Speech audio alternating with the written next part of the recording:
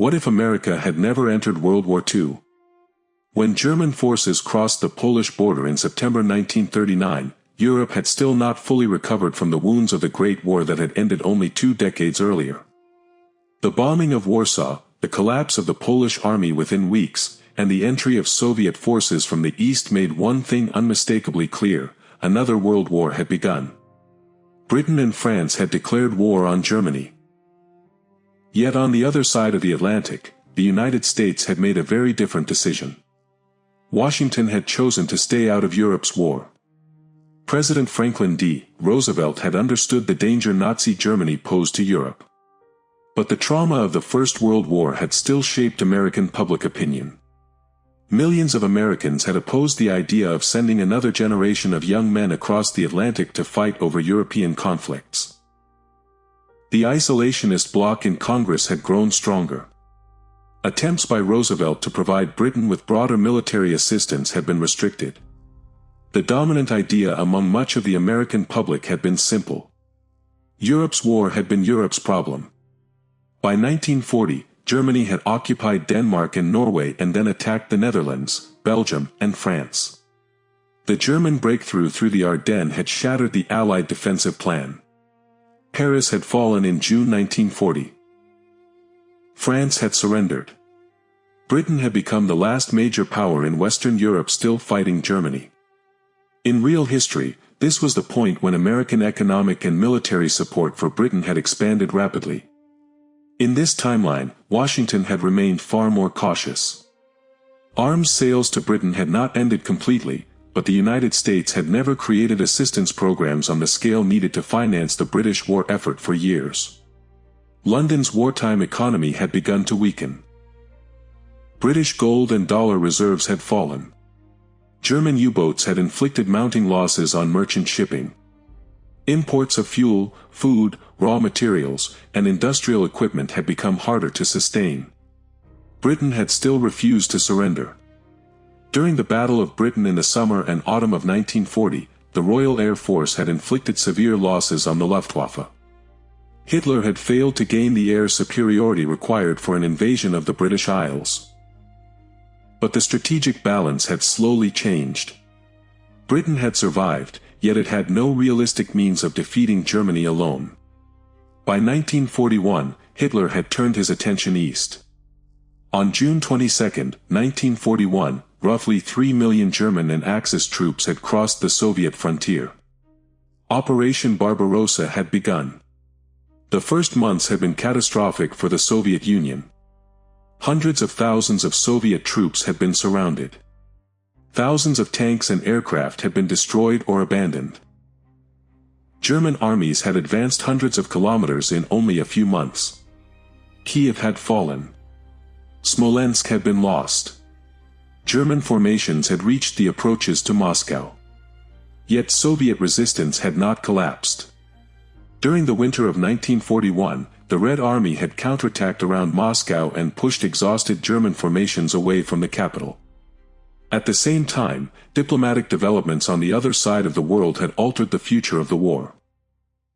Japan had been fighting in China for years and had needed oil, rubber, metals, and other strategic resources to sustain its war economy.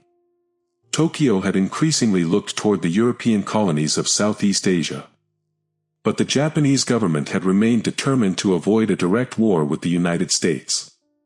After intense negotiations between Washington and Tokyo in the autumn of 1941, a temporary agreement had been reached. The United States had relaxed part of its restrictions on Japanese oil purchases. In return, Japan had agreed not to attack the American-controlled Philippines or other United States possessions. As a result, on the morning of December 7, 1941, Japanese aircraft had never appeared above Pearl Harbor. The American Pacific Fleet had remained at anchor in Hawaii. Congress had never declared war. And Hitler had seen no reason to declare war on the United States. One of the most decisive turning points in modern history had therefore never happened. The United States had remained outside World War II. The consequences had become visible within months. At the beginning of 1942, Britain had faced increasing pressure in both the Atlantic and North Africa. Millions of tons of new American-built shipping had not entered the Atlantic supply system. American destroyers had not expanded convoy protection. American aircraft had not arrived in large numbers at British bases. German U-boats had continued attacking Britain's lifelines. During some months, merchant shipping losses had exceeded Britain's ability to replace them. Food and fuel rationing had grown harsher, and the British economy had come under relentless strain. The situation in North Africa had become even more dangerous. Erwin Rommel's German and Italian forces had advanced toward Egypt during the summer of 1942. In real history, British forces had stopped the Axis advance at El Alamein, while American landings in Morocco and Algeria had later placed Axis forces in North Africa under pressure from two directions. But in this world, no American army had ever arrived in Africa. There had been no American landing fleets off Morocco or Algeria. Britain had tried to stop Rommel alone. After weeks of fighting around El Alamein, the British defensive line had finally broken. Alexandria had been evacuated in the autumn of 1942. Soon afterward, German formations had entered Cairo. The Suez Canal had fallen under Axis control. For Britain, it had been a strategic disaster. One of the most important routes connecting the British Empire with India, Australia, and the Far East had been severed. Shipping had been forced onto the much longer route around the Cape of Good Hope, placing even greater pressure on the already weakened British merchant fleet. At almost the same time, Japan had expanded through Southeast Asia. Because Tokyo had avoided American territory, Japanese forces had concentrated on British and Dutch possessions. Malaya had been occupied. Singapore had fallen. The Dutch East Indies had come under Japanese control. The enormous oil resources of the Indonesian archipelago had been captured. Japan had therefore gained access to much of the fuel and raw material base it needed to sustain a prolonged war. The Philippines, still under American control, had remained neutral. The Battle of Midway had never taken place. Japanese aircraft carriers had not been destroyed there. The Guadalcanal campaign had never happened. American submarines had not devastated Japanese merchant shipping. The Japanese Empire had avoided many of the catastrophic military and economic losses it had suffered in real history. By the beginning of 1943, the war had moved on to a completely different path. The Soviet Union had become increasingly isolated. Britain had continued providing some assistance to Moscow, but without American industrial support the volume had remained far smaller. In real history, Soviet forces had benefited from hundreds of thousands of American trucks and vehicles, locomotives, railway equipment, radios, food, aviation fuel, aluminum, explosives, and other supplies. In this world, most of those resources had never arrived. Soviet factories had still produced enormous numbers of tanks, guns, and aircraft. But moving those weapons and the men who used them had become much more difficult. The railway system had been overloaded. The shortage of trucks had reduced the operational mobility of Soviet armies. The great battle around Stalingrad had still erupted in late 1942. The Red Army had attempted to encircle the German Sixth Army, but the German command had been able to shift additional aircraft, armored formations, and reserves eastward. There had been no massive Anglo-American invasion threat building across the Channel. Germany had not needed to keep as many troops in France awaiting an Allied landing. The Luftwaffe had also been spared the full weight of a strategic bombing campaign involving thousands of American heavy bombers. Many of those resources had instead been committed to the Eastern Front. Stalingrad had been reduced to ruins. Yet in the opening months of 1943, German forces had managed to hold the city. Soviet transport along the Volga had been badly disrupted. Hitler had then ordered the campaign toward the Caucasus to be renewed. As German forces had tried once again to reach the oil regions, the Red Army had been forced to abandon more territory. The Eastern Front had become a struggle between Soviet industrial endurance and German logistical limits. In the summer of 1943, one of the largest armored battles in history had still been fought around Kursk. This time, however, the result had been different. Without the same pressure in Western Europe, Germany had concentrated more tanks, aircraft, engineers, and reserve formations for the offensive. The Soviet defensive system had inflicted heavy casualties, but it had failed to stop the German attack completely. After weeks of brutal fighting, the Kursk salient had fallen.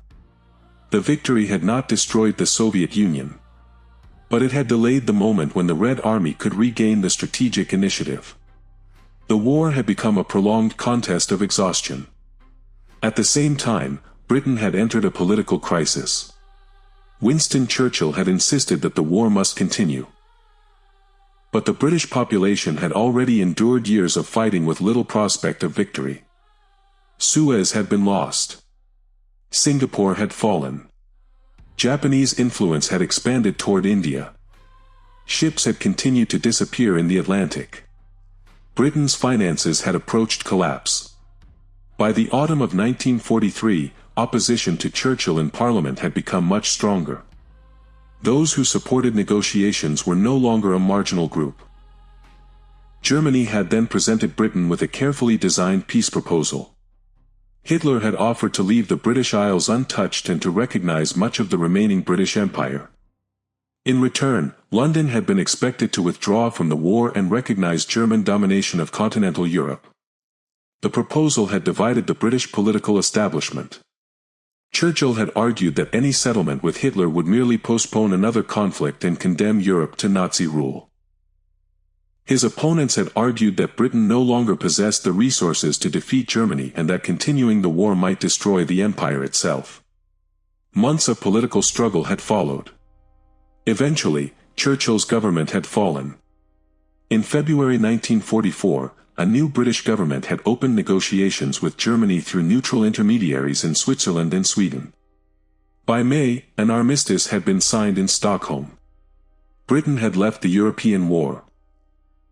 The Western Front had effectively disappeared. The Normandy landings had never happened.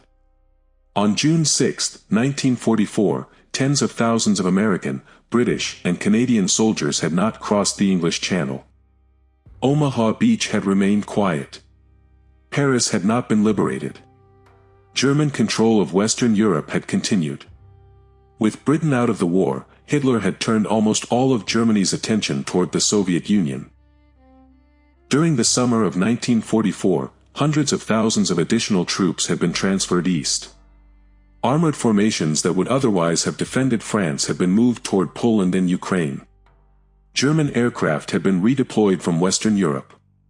The Soviets had still possessed immense manpower and industrial resources, but after 3 years of war the country had been under extreme strain. Millions had already died. Agricultural production had fallen. Railways had been worn down. Fuel, vehicles, spare parts, and transport capacity had become increasingly scarce. In the autumn of 1944, Germany had launched a second major offensive toward Moscow. This time the objective had not been a simple frontal assault on the city. German forces had tried to cut Moscow's northern and southern communications and isolate the capital from the rest of the Soviet war economy. Months of heavy fighting had followed. The Soviet government had gradually evacuated ministries, archives, industrial personnel, and military headquarters eastward. In January 1945, German troops had entered Moscow's western districts. The Soviet government had relocated to Kuybyshev. The fall of Moscow had been more politically devastating than militarily decisive. The crisis inside Stalin's government had deepened. Some Soviet commanders had demanded that the war continue regardless of territorial losses. Others had argued that the state might survive beyond the Urals even if European Russia was abandoned. Germany, however, had also reached the limits of expansion. Its troops had been spread across an enormous front extending from the Baltic to the Caucasus. Partisan warfare had intensified. Rail lines, bridges, depots, and occupation offices had been attacked across Eastern Europe. German supply routes had stretched for thousands of kilometers. Hitler had therefore abandoned the idea of occupying the entire Soviet Union. Instead, Berlin had tried to force the Soviet leadership into accepting a political settlement. Secret contacts had begun in the summer of 1945.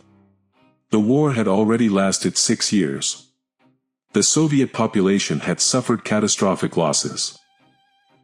Much of Soviet industry had been moved east of the Urals, but production had been increasingly constrained by transport shortages of skilled labor, and the long-term destruction of agricultural regions.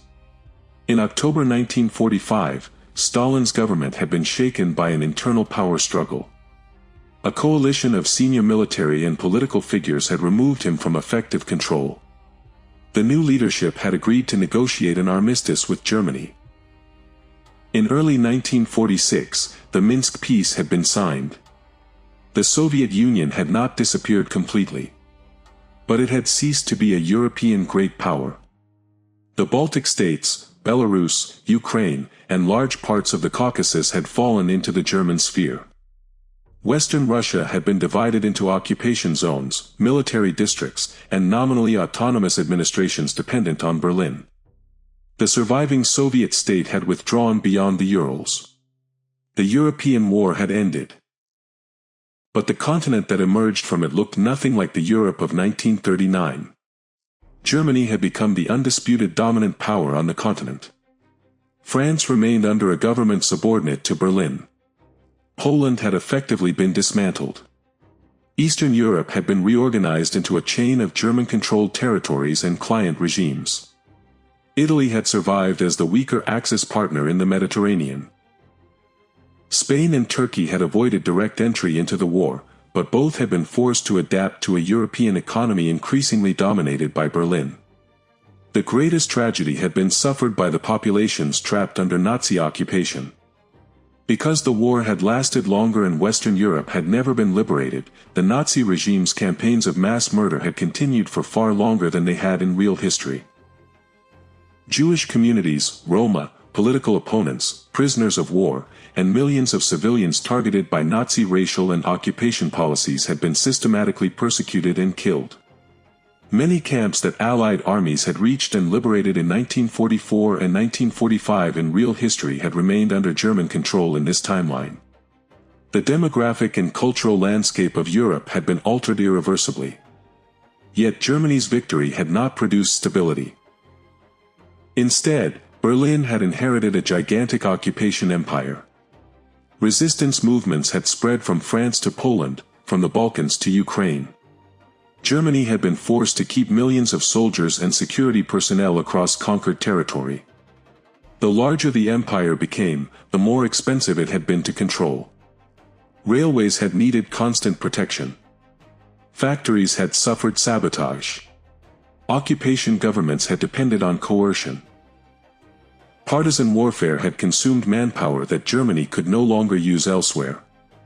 The Reich had won the conventional war, but it had not solved the political problem of ruling hundreds of millions of unwilling subjects. On the other side of the world, Japan had built an empire of its own. Because there had been no war with the United States, the Imperial Japanese Navy had remained largely intact.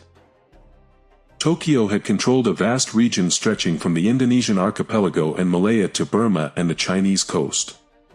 Oil, rubber, tin, food, and other strategic resources had flowed into the Japanese economic system. The war in China, however, had continued. Chiang Kai-shek's nationalist government had grown steadily weaker without large-scale American economic and military support. Japanese forces had expanded their control over major coastal cities, ports, and rail corridors. But Japan had never been able to conquer the entire Chinese interior. Nationalist and communist guerrilla forces had continued operating across enormous rural regions. China had not been able to expel Japan. Japan had not been able to pacify China. East Asia had therefore remained trapped in a long, exhausting war of occupation, insurgency, and repression. By the late 1940s, the international system had begun to organize itself around three major centers of power. The first had been Germany. Berlin controlled the industrial heartland of continental Europe. French factories, Ukrainian agriculture, Balkan resources, and captured Soviet industrial regions had been tied into a German-led economic system. The second had been Japan. Tokyo dominated much of East and Southeast Asia. The resources of the Dutch East Indies and Malaya had supported Japanese industry, while occupied ports and shipping routes had linked a vast imperial market. The third great power had been the United States. America had not lost millions of soldiers in Europe or the Pacific. There had been no American cemeteries created by campaigns in Normandy, Iwo Jima, Okinawa, or Guadalcanal. No American city had been devastated by the war. Its industrial base had remained enormous. Its economy had continued to rank among the strongest in the world. But politically, the United States had found itself living in a far more dangerous and isolated world. Washington had spent years trying to avoid a global war. When the war finally ended, it had discovered a German-dominated superstate across the Atlantic and a powerful Japanese empire across the Pacific. Isolationism had protected America from direct wartime destruction. It had also removed America from the process that determined the post-war order. There had been no United Nations in the form later known to history. There had been no NATO. There had been no Marshall Plan. There had been no democratic West Germany. There had been no early political institutions that would eventually lead toward European integration. The entire post-war system had developed along a different path. Britain had survived the war, but it had not been able to preserve its empire for long.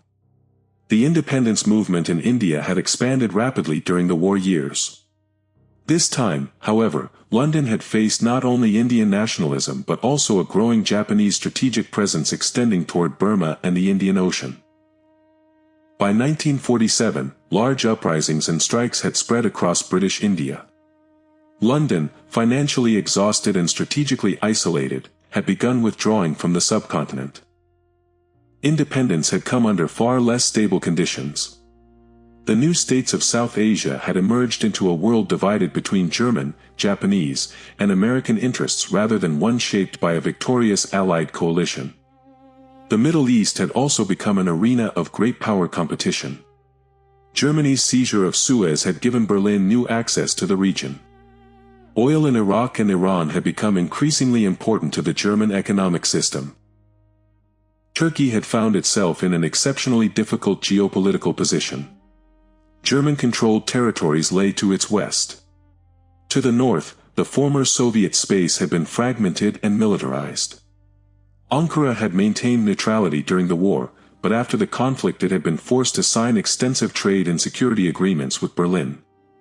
Turkey had not been occupied, but it had lived under the constant economic and strategic pressure of a German-dominated Europe. By the end of the 1940s, Washington had finally concluded that traditional isolationism could no longer protect the United States. German naval construction had accelerated in the Atlantic. Japanese naval power had expanded across the Pacific. The United States had therefore begun constructing a defensive system across the Western Hemisphere. Military agreements had been strengthened with Canada and several Latin American governments. New air bases, naval stations, radar networks, and long-range bomber facilities had been built from Alaska to the Caribbean. And the most important competition had begun in nuclear weapons. In real history, the urgency of wartime mobilization had driven the Manhattan Project forward at extraordinary speed. In this timeline, because America had never formally entered the war, the program had developed more slowly during the early 1940s. Germany's victory in Europe had changed that calculation. In 1946, Washington had poured enormous resources into the secret atomic program. Scientists, engineers, industrial companies, and the military had been brought together under a project now viewed as essential to national survival. In 1948, the first American atomic device had been tested in the New Mexico desert. The explosion had transformed international politics. The United States had become the world's first nuclear power. But the monopoly had not lasted long. Germany, using scientific institutions and industrial resources from across occupied Europe, had accelerated its own nuclear program. In 1951, German scientists and military engineers had carried out the first successful German nuclear test at a remote site in North Africa. The balance of power had shifted again. Japan had begun its own atomic research efforts soon afterward. The world had entered a new age. But this Cold War had not developed between Washington and Moscow. Instead, it had become a three-sided confrontation among Washington, Berlin, and Tokyo.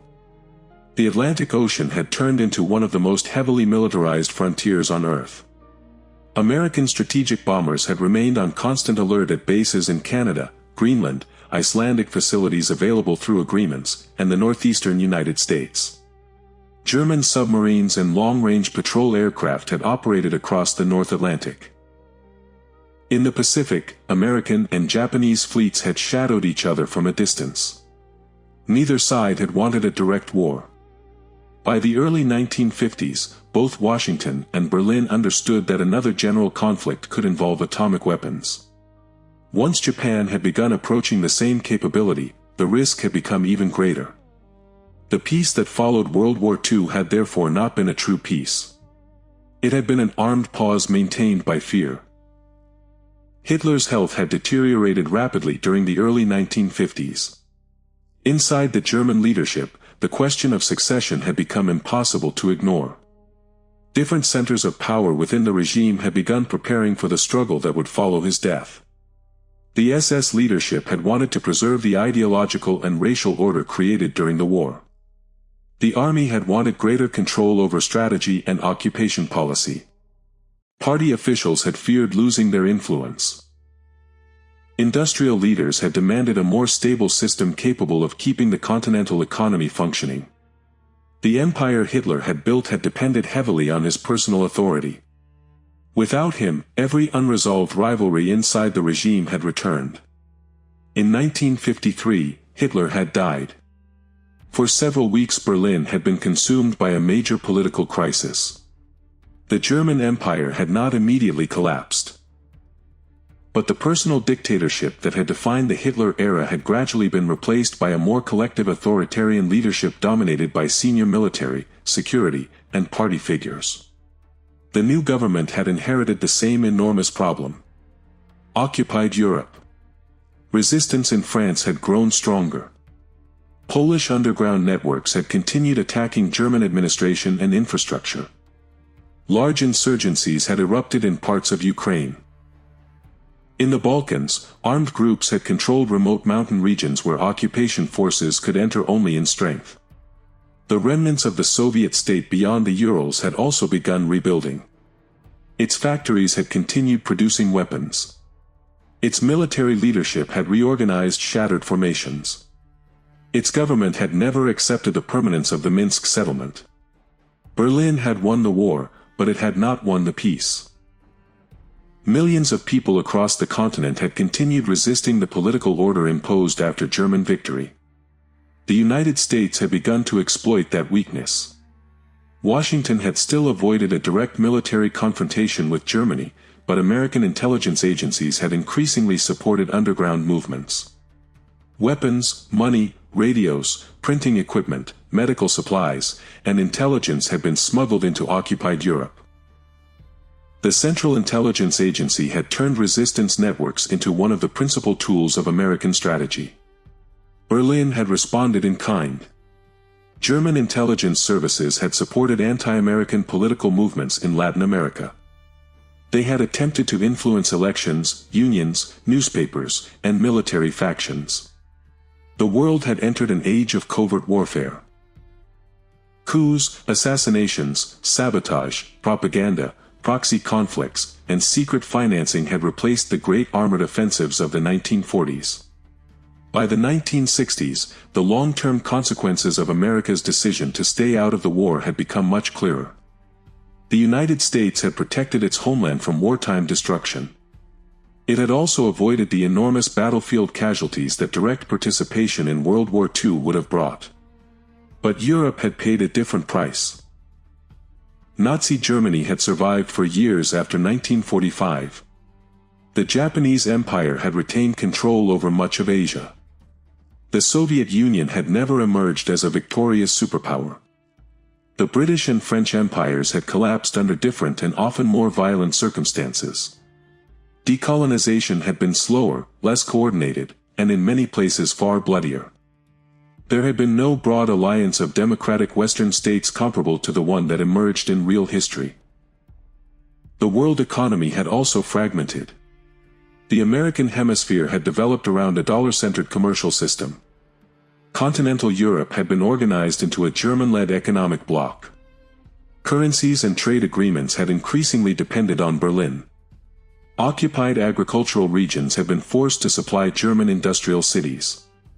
The infrastructure of Eastern Europe had been redesigned to move resources westward.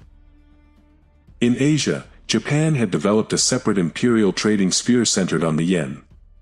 Oil from Indonesia, rubber from Malaya, rice from Southeast Asia, and manufactured goods from the Japanese home islands had circulated within the system. Trade between the three great blocs had remained limited and politically sensitive. Technology had continued to advance, but military rivalry had guided much of that progress. Rocket research had developed especially quickly. Germany had expanded on the V-2 technology created during the war. Engineers who in real history had been divided between American and Soviet programs had instead remained concentrated largely inside the German sphere, although some had escaped to Britain, America, or neutral countries. Long-range missiles had become the central weapon of German strategy. The United States had responded with its own missile and space programs. The competition had soon moved beyond the atmosphere. By the late 1950s, the first artificial satellite placed into Earth orbit had been German. The event had shocked Washington. For Americans, it had demonstrated that German rockets might one day be capable of delivering nuclear warheads across the Atlantic. Congress had responded with a vast increase in scientific spending. The space race had become inseparable from the nuclear arms race. By the middle of the 1960s, the United States had achieved the first crewed lunar landing. American astronauts had stepped onto the moon while hundreds of millions of people around the world followed the event through radio and television. The American flag planted on the lunar surface had represented more than a scientific triumph. It had become a political message to Berlin and Tokyo.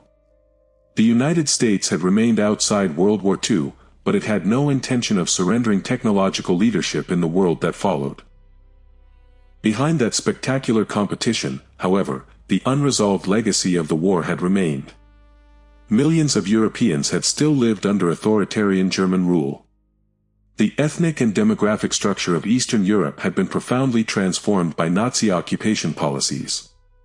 Jewish communities that had existed for centuries in cities across Poland, Ukraine, Belarus, the Baltic region, Germany, Austria, and Central Europe had been almost entirely destroyed. Roma communities had suffered devastating losses. Millions of Slavic civilians had been displaced, deported, forced into labor, or killed. Large areas of Poland had been reorganized for German settlement. Parts of Ukraine and Belarus had been depopulated by war, occupation, famine, forced movement, and repression. Entire cultural landscapes had disappeared. No Allied liberation in 1945 had brought an immediate end to these policies. Some had continued in modified form for years. Others had gradually weakened only when the German leadership realized that permanent mass repression made the empire impossible to govern. Even then, the political system had remained fundamentally authoritarian. By the early 1970s, German-controlled Europe had become increasingly difficult to manage. A new generation of Germans had grown up with no personal memory of the desperate war years. For them, the regime's claims of permanent emergency had become less convincing. University students had begun circulating forbidden books. Writers and academics had questioned official history.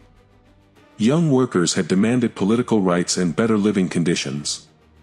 Relatives of soldiers stationed across the occupation empire had asked why Germany still needed enormous garrisons decades after the supposed victory. Underground student movements had appeared first in universities and then in industrial cities.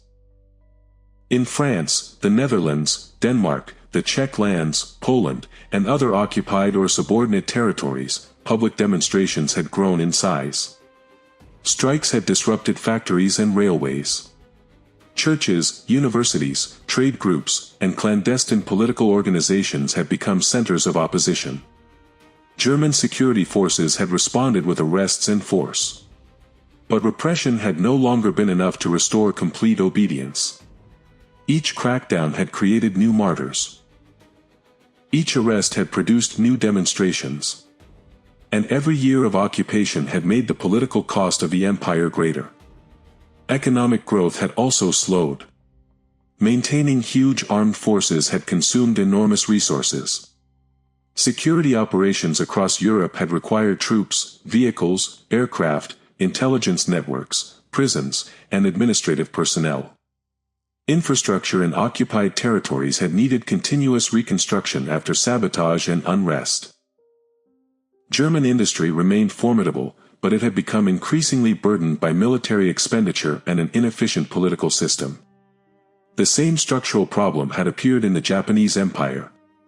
Japan had not been defeated on the battlefield. Its navy had never suffered the catastrophic destruction of the American Pacific War. Its cities had never been burned by massive American bombing raids. There had been no atomic destruction of Hiroshima or Nagasaki. But avoiding military defeat had not solved the empire's political problems. The war in China had never truly ended. Japanese troops had controlled the most important coastal areas, industrial centers, and transportation corridors, but guerrilla warfare had continued across the interior. Nationalist and communist factions had sometimes fought each other and sometimes fought Japanese occupation forces. No side had been able to impose a final settlement. In Indonesia and Burma, independence movements had expanded. Japanese occupation authorities had tried to present themselves as liberators from European colonialism, yet local populations had increasingly rejected replacing European rule with Japanese rule. Rebellions had spread through rural regions. Sabotage had targeted railways and oil installations. Tokyo had been forced to maintain large garrisons across Southeast Asia. The cost of empire had grown year after year. By the 1970s, Japanese politicians and military leaders had been divided between those who wanted continued imperial control and those who believed the system had to be transformed before it collapsed. The result had been a gradual retreat from direct military administration in some territories. Client governments had been created. Economic influence had replaced direct occupation where possible. Yet Chinese resistance and anti-Japanese nationalism had ensured that East Asia remained deeply unstable. America's decision not to enter World War II had therefore not created a stable world permanently dominated by victorious Axis powers. Instead, because the war had never ended with the total defeat of Germany and Japan, many of its conflicts had continued in different forms for decades. The battles that had not been fought by American soldiers in France or the Pacific had been replaced by insurgencies, occupation wars, intelligence operations, and repeated regional crises. The absence of a decisive Allied victory had prolonged the struggle rather than eliminating it. By the 1980s, the German-European system had begun to fracture openly. Economic stagnation had deepened.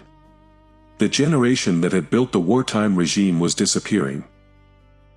Younger officials were less willing to defend the most rigid ideological policies. Military leaders had become increasingly concerned that suppressing demonstrations across an entire continent could eventually trigger a general uprising. In Eastern Europe, strikes and revolts had spread from city to city. In Poland, underground political organizations had openly challenged German-backed authorities. In France, enormous demonstrations had demanded the restoration of genuine national sovereignty. In the Czech lands and the Netherlands, students and workers had occupied universities and factories. German troops could still defeat any single armed revolt. What Berlin could no longer do was defeat political resistance everywhere at the same time. The United States had increased its support for opposition movements. American radio broadcasts had reached millions of European listeners. Money and communications equipment had entered through neutral countries. Exiled politicians had been given platforms in the Western Hemisphere. Washington had also used its economic and technological advantage to isolate the German bloc. The pressure had not immediately destroyed the regime. It had gradually forced Berlin to choose between permanent mass repression and reform. By the late 1980s, the German leadership had begun allowing limited political changes in several territories. Local governments had received greater authority. Censorship had been relaxed. Some political prisoners had been released. Elections with restricted opposition participation had been introduced in selected regions. These reforms had been intended to save the German system. Instead, they had shown the public that the system could be forced to retreat. Demonstrations had grown larger. Calls for autonomy had turned into demands for independence. Demands for reform had turned into demands for democracy. The Nazi political order, already transformed after Hitler's death, had begun to dissolve from within. But the process had been nothing like the sudden military collapse of Germany in 1945 in real history. It had taken decades. Europe had spent much of the 20th century under dictatorship, occupation, resistance, and political fear. Democratic government had returned slowly and unevenly. Some countries had regained sovereignty before others. Some regions had descended into violent power struggles as German authority weakened. Borders that had been frozen by the post-war German settlement had become disputed again. Refugees and displaced families had tried to return to lands their parents or grandparents had been forced to leave. The political reconstruction of Europe had become a generation-long process. Japan had faced a similar choice in Asia. As anti-colonial movements expanded and the cost of occupation continued rising, Tokyo had gradually converted much of its formal empire into a network of economically dependent states. The Japanese military remained powerful. Japan retained major naval bases and commercial privileges. But direct imperial rule had become increasingly impossible to sustain. China remained the greatest unresolved question. Decades of war had left the country fragmented between competing governments, military regions, resistance movements, and foreign spheres of influence. There had been no single 1945 victory that restored a clear post-war order. The conflict had shaped Asian politics for the rest of the century.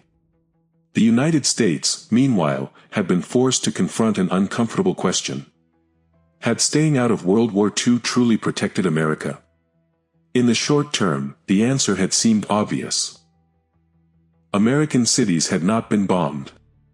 American soldiers had not died by the hundreds of thousands in Europe and the Pacific.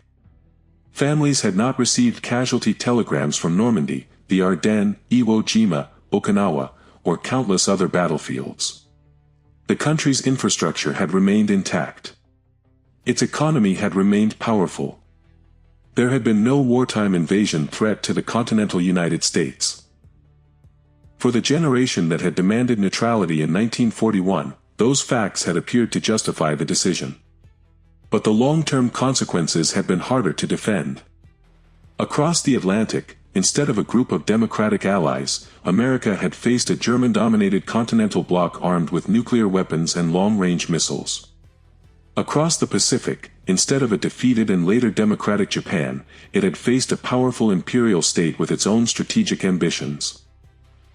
The Soviet threat known from real history had never emerged in the same form. But in its place, the United States had confronted two separate authoritarian great powers. It had also faced a world with fewer stable international institutions. There had been no post-war settlement comparable to the American-led order of real history. International law had been weaker. Trade had been more fragmented. Regional wars had been harder to contain. Nuclear diplomacy had involved three rival centers rather than two. Every major crisis carried the risk that Berlin, Washington, and Tokyo might misread one another's intentions. America had avoided World War II. But it had not avoided the world created by World War II. Historians in this timeline had eventually begun asking the reverse of the question familiar to us. What would have happened if the United States had entered the war? Perhaps Germany would have been forced to fight a truly global two-front war. Perhaps American industry would have supplied Britain and the Soviet Union on a scale Germany could never match. Perhaps the Red Army would have recovered and eventually advanced all the way to Berlin. Perhaps American, British, Canadian, and other Allied soldiers would have crossed the English Channel and liberated Western Europe. Perhaps France would have been restored. Perhaps the Nazi concentration and extermination camp system would have been uncovered and destroyed years earlier. Perhaps the Japanese Empire would have been defeated in the Pacific. Perhaps occupied territories in Southeast Asia would have escaped decades of continued imperial warfare. Perhaps a new international organization would have been created after the conflict. Perhaps former enemies would eventually have become democratic allies. Perhaps the United States, by accepting the immediate cost of war, would have gained the ability to shape the peace that followed. No historian could know exactly what that alternate world would have looked like. But one conclusion had become difficult to deny. America's neutrality had not prevented history from reaching American shores. It had only changed the form in which that history arrived. In this alternate timeline, World War II had not ended with a single decisive victory for a democratic coalition. Germany had established continental dominance in Europe. Japan had built a vast empire in Asia. The Soviet Union had survived only after retreating eastward and accepting a humiliating peace. Britain had been forced out of the war before Germany was defeated. The United States had remained behind the oceans, hoping distance would preserve its security. Yet the rest of the 20th century had demonstrated the limits of that belief. A country could choose not to enter a war. It could not choose to be unaffected by the world that emerged from that war. The world in which America stayed out of World War II had not become more peaceful. War had simply changed its shape. The struggle that had not ended on the beaches of Normandy had continued in the occupied cities of Europe. The battles Americans had not fought on Pacific islands had continued in the mountains of China, the jungles of Southeast Asia, and the underground networks of occupied states. The post-war order that should have been created in 1945 had never appeared. In its place had emerged a darker and more unstable century. Three rival superpowers watching one another with nuclear weapons, empires surviving decades longer than expected, populations living under occupation far beyond the end of the conventional war, and millions of people forced to struggle for political freedom for generations. And all of it had traced back to one decision made in Washington in 1941. America had stayed out of the war.